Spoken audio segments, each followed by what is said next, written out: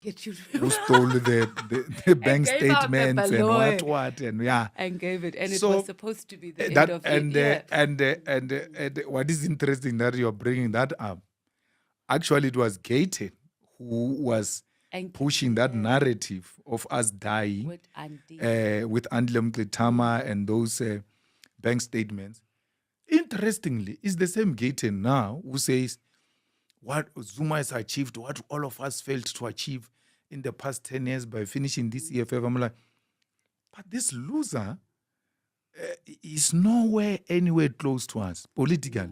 Not in maybe gangsterism, which he says he's good at, or those things of prison and all of that. He might be good on that one. But politically, he is no one. And I understand Gayton's problems because, he pretends all happy. Everybody gets confused to say the happiest minister in GNU. He smiles and all. But if you look deep into him, he's using that to close down his own traumas.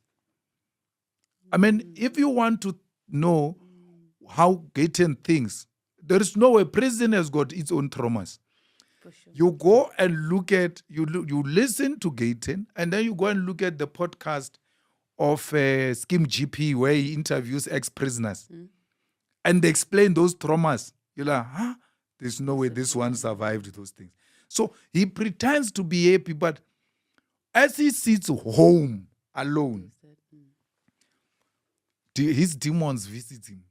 And he wish he was like us. He will never be us.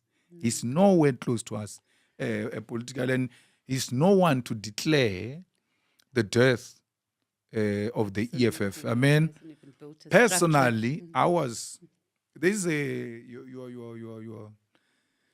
your research back office must go and find that picture. There is a picture of a coffin carried in my township, written, "Rest in peace, Julius Malema."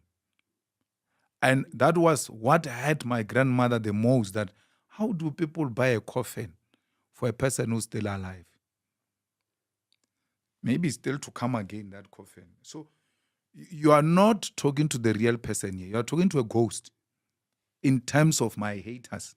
They've long buried me. I shouldn't be here. And this, what is happening now, can intimidate me, can shock me. I can't be threatened by Zuma. No, I defeated Zuma.